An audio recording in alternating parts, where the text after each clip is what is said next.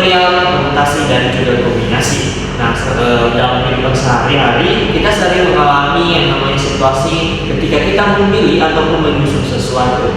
Nah, misalnya ketika kita menyusun meja ataupun kursi di ruangan tamu, ataupun ketika kita memilih anggota tim kita di dalam suatu kelompok, ataupun memilih posisi dari juara-juara di kelas. Nah, bagaimana cara kita menghitung banyaknya kemungkinan yang terjadi, yaitu dengan cara permutasi dan kombinasi. Bagaimana kita harus mengetahui materi tentang permutasi dan kombinasi ini, yaitu harus didasari dengan yang namanya faktorial. Nah, untuk itu mari kita bahas satu persatu. Yang pertama, kita akan membahas tentang faktorial. Nah, faktorial diartikan sebagai perkalian bilangan bulat secara menurun. Maksudnya bilangan bulat ini yaitu bilangan dari mulai dari 1, 2, 3, 4 sampai seterusnya. Tetapi dikalikan secara menurun. Maksudnya di sini mulai dari angka terbesar hingga angka terkecil.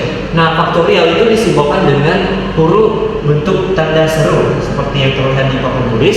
Nah, misalnya nih ada contoh berapa nilai faktorial dari 3 faktorial. Nah, nilainya itu kita harus menurunkan secara perkalian secara menurun, yaitu mulai dari angka terbesar hingga terkecil, yaitu 3 faktorial sama dengan 3 dikali 2 dikali 1, maka hasilnya sama dengan 6 faktorial. Nah, rumus umum yang digunakan di dalam faktorial itu dengan n faktorial sama dengan n dikali n dikurang 1 dikali n dikurang 2 dikali titik-titik dikali 1. Nah, n ini merupakan banyaknya jumlah orang atau objek. Nah, ada di sini suatu contoh berapa nilai faktor 4 faktorial.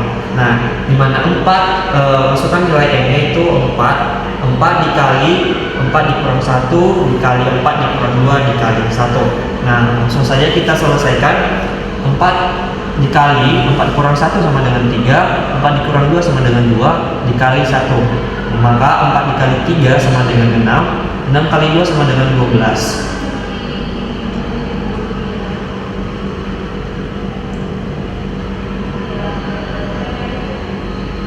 Nah, 12 dikali 2 dikali 1 sama dengan 24. Maka nilai 4 faktorial sama dengan 24. Nah, setelah kita mempelajari tentang faktorial atau dasar dari permutasi dan kombinasi, sekarang kita masuk ke materi yang kedua, yaitu permutasi. Permutasi diartikan sebagai bagaimana cara kita menyusun ataupun mengatur objek, baik dari itu benda ataupun orang, secara terurut. Nah, rumus yang digunakan yaitu P dalam kurung n di koma r sama dengan n faktorial per n dikurang r faktorial. Nah, P ini merupakan simbol dari permutasi, sedangkan n ini merupakan jumlah objek, sedangkan r merupakan jumlah yang disusun. Nah, ada salah satu contoh yang saya berikan yaitu sebagai berikut. Oke, nah dari contoh soal tadi dapat diketahui bahwa n sama dengan 5, sedangkan R sama dengan 3. Maka yang ditanya, berapa banyak cara menyusun posisi juara dari 5 siswa tersebut? Nah, jawabannya kita langsung saja menggunakan rumus tadi. P dalam kurung N-nya ada 5, R-nya ada 3, untuk kurung sama dengan nilai N faktorial sama dengan 5 faktorial per N-nya masukkan 5 dikurang 3 kurung tutup kurung faktorial. Kita selesaikan 5 faktorial per 5 dikurang 2 sama dengan 2 faktorial. Kita sama dengan 5. Kita ini kan tentang faktorial, maka kita perkalikan bilangan bulat ini secara turun menurun. Maka 5 dikali 4 dikali 3 dikali 2 dikali 1 per 2 faktorial itu kita kalikan 2 dikali 1. Maka hasilnya sama dengan 5 kali 4 sama dengan 24 dikali 5 kali 4 sama dengan, maka hasilnya ini adalah 120 per 2, ini sama dengan 60. Jadi cara kita menyusun posisi juara dari 5 siswa itu ada 60 cara. Nah, itulah materi tentang permutasi. Sekarang kita masuk pada kombinasi. Nah, bedanya di kombinasi ini bahwa kombinasi diartikan sebagai bagaimana cara kita memilih objek, itu baik dari benda ataupun manusia, tanpa berurutan. Nah, rumus yang digunakannya itu C huruf N, R sama dengan N faktorial per R faktorial tutup buka kurung N dikurang R faktorial. Nah, adapun contohnya sebagai berikut. Nah, dari contoh tadi kita langsung ke diketahui dan ditanya.